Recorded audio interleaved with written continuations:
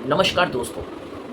जिस हिसाब से भारत में आर्थिक स्थिति चल रही है और पूरे विश्व की आर्थिक स्थिति है इस समय, तो मैं भारत की अगर बात करूं, भारत में क्या मिडिल क्लास पूरी तरीके से खत्म हो जाएगा या मिडिल क्लास अपने आप को इन परिस्थितियों से कैसे बचा पाएगा?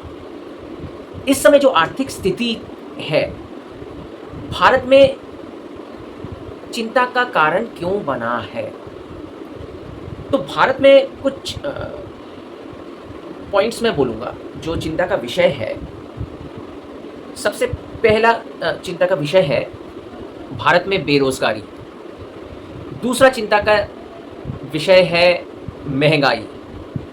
तीसरा चिंता का विषय है जिस हिसाब से जॉब्स जा रहे हैं लोगों के।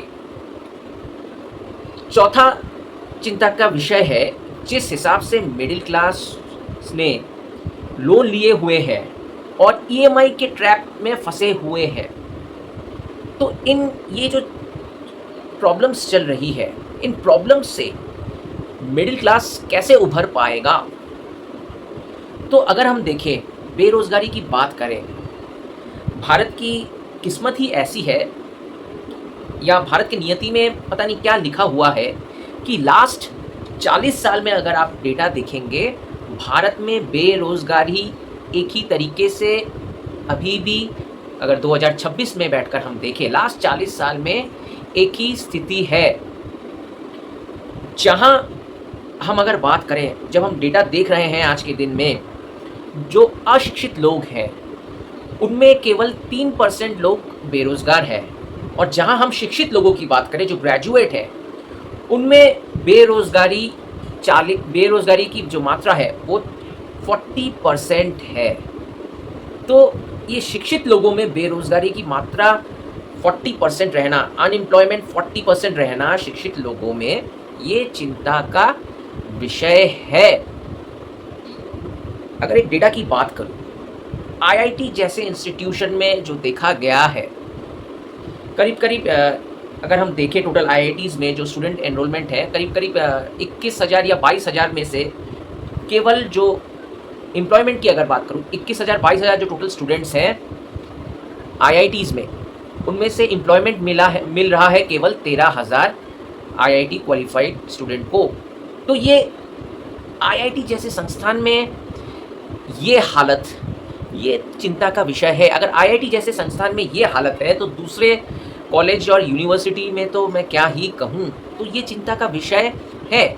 और लास्ट 40 साल में अगर हम डेटा देखते हैं, शिक्षित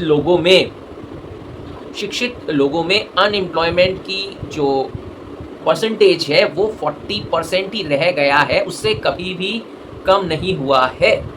तो आज हम डेवलपमेंट की जब हम बात करते हैं, तो इन 40 सालों में ये जो स्थितियां हम देख रहे हैं, तो इससे क्या लगता है कि हम सही रूप से डेवलप हुए हैं? दूसरी बात, जॉब का चले जाना। जिस हिसाब से, ये तो वर्ल्ड का प्रॉब्लम है और इंडिया में भी प्रॉब्लम आया है, जिस हिसाब से एआई एक नया संकट, एआई की जो इम्प्लीमेंटेशन है, जिस हिसाब से आर्टिफिशियल इंटेलिजेंस आया है, और इस आर्टिफिशियल इंटेलिजेंस, ये नए टेक्नोलॉजी के आने के कारण जिस हिसाब से जॉब्स जा रहे हैं, ये एक और चिंता का विषय है। आईटी सेक्टर की अगर बात करें, फिनेंस सेक्टर की अगर हम बात करें, बैंकिंग सेक्टर की अगर हम बात करें, कोई भी क्षेत्र इस चीज़ से बचा नहीं है। यानी कि कई लोगों को जो हो सकता है लग रहा हो कि केवल आईटी सेक्टर में ही मतलब लोगों की जॉब्स जा रही है, तो ये चीज़ गलत है। ये बैंक्स में भी कई लोगों की जॉब्स गई है और साथ साथ में फिनेंशियल सेक्टर में भी यही प्रॉब्लम है। और मैं एक डेटा देख रहा था, जो ये कंपनीज, टॉप कंपनीज जो फायर कर रही हैं, लोगों को हो सकता है लग रहा हो ये केवल फ्रेशर्स फायर आउट कर रही हैं, लेकिन डेटा में देखा गया है कि जिनका एक्सपीरियंस लास्ट 15 सालों का था और उनका सैलरी हाई, मतलब 1 करोड़ के करीब मंथली सैलरीड पर्सन लोगों के भी जॉब्स जा रहे हैं, अधिकतम वैसे जॉब्स जा रहे हैं। तो इसको हम क्या समझे, ये बिजनेसेस की कॉस्ट कटिंग है कि कोई दूसरा चीज़ है? तो इस हिसाब से अगर जॉब्स जाते रहे तो ये चिंता का विषय है, क्योंकि इंडिया की अगर हम ग्रोथ इंजन की बात करें तो वो मिडिल क्लास है, और middle class he maximum in sectors में एम्प्लॉयड है।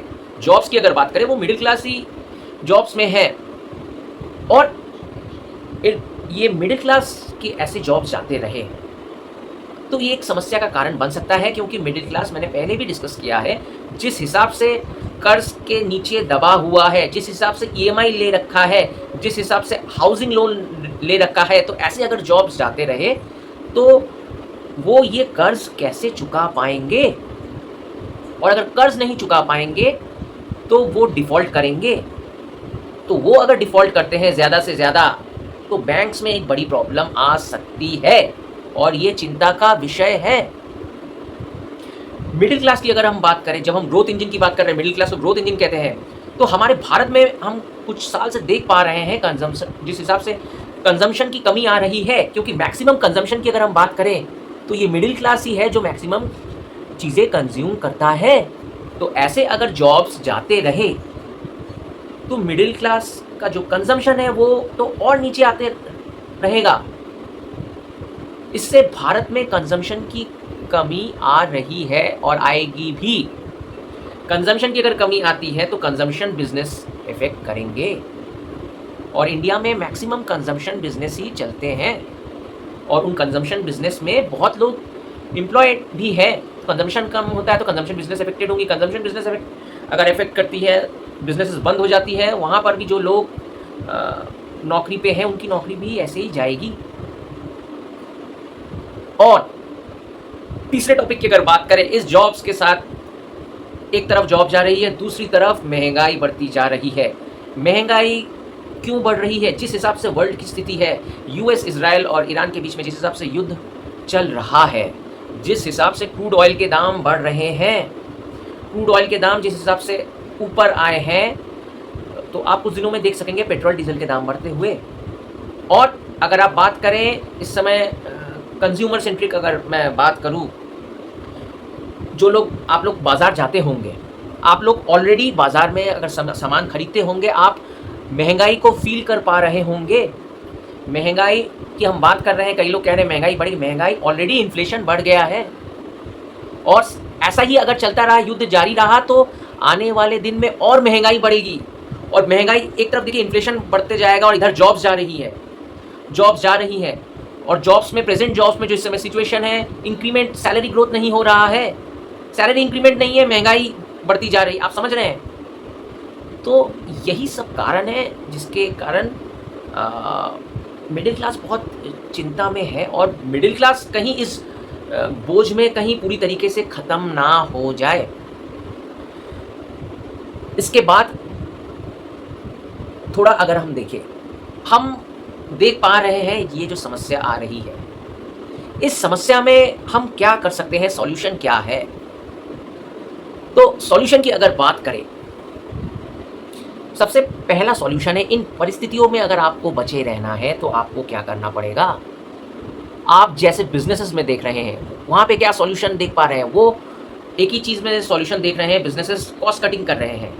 तो आपको भी, कॉमन पब्लिक, मिडिल क्लास को भी अपने फैमिली में कॉस्ट कटिंग करना पड़ेगा।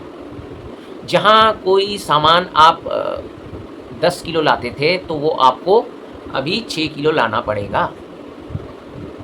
जहाँ आप साल में 4 बार घूमने जाते थे, बाहर टूरिस्ट प्लेसेस में जाते थे, वहाँ आपको अब साल में 1 बार जाना पड़ेगा। ये है कॉस्ट कटिंग। सबसे पहले आपको चॉकआउट करना पड़ेगा, आप एक्सेल में हो या आप लिखिए, ये आपको प्लान आउट करना पड़ेगा कि आपके फैमिली में कितना कैश फ्लो आ रहा है, और उस हिसाब से आप कितना महीने में एक्सपेंस कर रहे हैं, खर्चा कर रहे हैं, इसकी जानकारी आपको सबसे पहले रखनी पड़ेगी। उस हिसाब से ही आपको कॉस्ट कटिंग करना पड़ेगा। इन परिस्थितियों में, मतलब रिसेशन आने वाला जैसा सिचुएशन है, पूरा दिखा रहा है रिसेशन आने के, तो आपको इस रिसेशन से अगर आपको बचना है, आपको अगर टिके रहना है ऐसी परिस्थितियों में, तो आपको कॉस्ट कटिंग करना पड़ेगा। जो चीज़ आप एक्स्ट्रा खर्चा करते थे उसमें आपको कमी लानी पड़ेगी। आप रेस्टोरेंट में हर महीने में अगर 4 बार जा रहे हैं, उसको भी कमाना पड़ेगा, वो 1 बार जाना पड़ेगा। तो यही है कॉस्ट कटिंग। दूसरा है कि आपको देखना पड़ेगा, आपको एक फंड इस समय ज़रूर तैयार करके रखना चाहिए। वो फंड है इमरजेंसी फंड। इमरजेंसी फंड मतलब कहीं आपकी जो ऐसा सिचुएशन चल रही है, भगवान ना करे कभी हो, अगर जॉब चली जाती है, तो आपके पास मिनिमम इतना पैसा हो कि एटलीस्ट 6 से 7 महीना, 6 महीना एटलीस्ट आपका घर चल सके। आपको फंड तैयार करना पड़ेगा अगर आपकी जॉब नहीं रहे। तो इन सिचुएशन में आपको इन सब चीज़ों से पहले ही प्रिपेयर्ड रहना पड़ेगा। इसके अलावा आपको एक लिक्विड फंड रखना चाहिए, जो आपके डेली एक्सपेंसेस खर्चे के लिए एक लिक्विड फंड भी अलग से तैयार करिए। और तीसरा चीज़ आपको क्या देखना पड़ेगा कि आपका पैसा कहीं पड़े पड़े नष्ट नहीं हो जाए, यानी कि महंगाई आपके पैसे को कहीं खा ना ले। आपको निवेश करना पड़ेगा ऐसी जगह में जो इन्फ्लेशन को बीट करे। ये चीज़ आपको ध्यान रखना पड़ेगा, क्योंकि अगर इन्फ्लेशन आपका पैसा खा जा रही है तो इससे आपके कैश फ्लो में इफ़ेक्ट आएगा। आपका कैश फ्लो इंक्रीमेंटल होना चाहिए। आपके जो रिटर्न्स हैं वो इन्फ्लेशन को बीट करे, ऐसे इन्वेस्टमेंट आपको करने पड़ेंगे। इसके साथ साथ महंगाई को जो बीट कर सके वैसे एसेट्स में भी आपको निवेश रहना पड़ेगा, जैसे कि गोल्ड। गोल्ड आपके इन्वेस्टमेंट को हेज भी करता है और कहीं ना कहीं महंगाई से भी आपको बचाएगा। तो आपको ये कुछ बेसिक चीज़ आपको करने पड़ेंगे। इसके अलावा ये जो सिचुएशंस जैसे आ रहे हैं, ये ऑर्डर कहीं ना कहीं चेंज हो रहे हैं, ऐसे सिचुएशंस आ रहे हैं, आपको केवल एक जॉब पे अगर आप डिपेंडेंट हैं तो वो आपका रिस्क है। आपको ऑल्टरनेटिव इनकम सोर्स बनाने पड़ेंगे।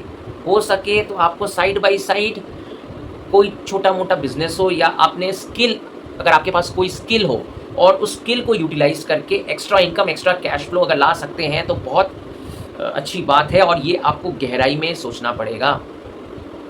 केवल एक चीज़ में डिपेंडेंट अगर रहेंगे, जो जैसा सिचुएशन आ रहा है, अगर आप प्राइवेट जॉब्स में हैं, सरकारी जॉब है तो फिर तो वैसे ही बैठे बैठे आपको पैसा मिलेगा, वो ठीक है। लेकिन अगर आपकी प्राइवेट जॉब है तो आप केवल अपने एक ही जॉब में अगर डिपेंडेंट रह रहे हैं तो वो रिस्क है आपके लिए। आपको ऑल्टरनेटिव सोर्स ऑफ इनकम बनाना ही पड़ेगा।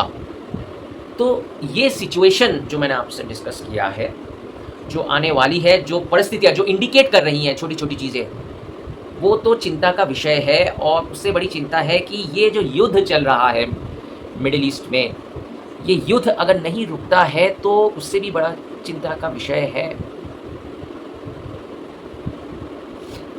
तो आपको एक ही चीज़ मैं बोल रहा हूँ, फालतू चीज़ों में आपको ध्यान नहीं देना है। आधे से लोग हमारे देश में क्या है ना, हम लोग अपने घर के बारे में, अपना रोटी, अपना मकान कमाना, आपको कमाना है ये सोचिए। आप किसी पार्टी के अंधभक्त अगर बनेंगे, कांग्रेस, बीजेपी, ये सब करके कोई लाभ नहीं। कोई पार्टी आपके लिए कोई कुछ नहीं सोचता है, ठीक है। कोई सरकार आपके लिए नहीं बनी है, जबकि सरकार जनता के लिए, सरकार को काम करना चाहिए। लेकिन वो आप लास्ट 40 साल, लास्ट दशकों से देखते आ रहे हैं, किस सरकार ने आपके परेशानियों को दूर किया है, और कोई दूर भी नहीं करेगा। आपको खुद ही लड़ना है, आपको खुद ही कमाना है। आप उसी चीज़ में फोकस करिए। एक और चीज़ मैं बोल रहा हूँ, जिस हिसाब से FIIs भारत से निकलते जा रहे हैं, ये एक और चिंता का विषय है। कारण क्या है, भारत से FIIs निकल के जापान, साउथ कोरिया, ताइवान में क्यों जा रहे हैं? भारत में FIIs कुछ देख नहीं पा रहे हैं, वो है टेक्नोलॉजी का growth. Taiwan, Japan, south Korea, यहाँ टेक्नोलॉजी है, सेमीकंडक्टर मैन्युफैक्चरिंग है, AI की टेक्नोलॉजी है। तो ये जो कमियां जो दिख रही है भारत में, ये एक चिंता का विषय है। और दुख की ये बात है कि हमने अपने देश में डेमोग्राफिक डिविडेंड की जो हम बात करते हैं, उसका कुछ भी फ़ायदा नहीं उठाया। लास्ट 20 सालों में हम मैन्युफैक्चरिंग में कुछ भी नहीं कर पाए हैं। हम वैसे ही जगह बैठे हुए हैं। केवल दिखाने के लिए पीएलआई की मेक इन इंडिया बहुत कुछ लाए, लेकिन इंप्लीमेंट ग्राउंड लेवल में नहीं हो पाया है। सेमीकंडक्टर मैन्युफैक्चरिंग की बात करते हैं, मोबाइल ये वो, हम लोग केवल मोबाइल असेंबल करते हैं, पार्ट्स सब बाहर से आते हैं, वो मैन्युफैक्चरिंग नहीं है। जब तक इंडिया अपने मैन्युफैक्चरिंग खुद नहीं खड़ा कर पाएगा, खुद की मैन्युफैक्चरिंग, तब तक मेरे ख्याल से इंडिया का डेवलपमेंट नहीं होने वाला है। कब तक हम सर्विस पर टिके रहेंगे।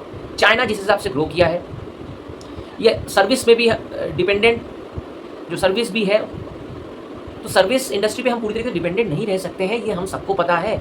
और इतने सालों में हम लोग केवल सर्विस ही सर्विस करते आए हैं, अपनी मैन्युफैक्चरिंग नहीं की है, जबकि हमारे पास डेमोग्राफिक डिविडेंड का एक एडवांटेज था, उसका हमने यूटिलाइज नहीं किया।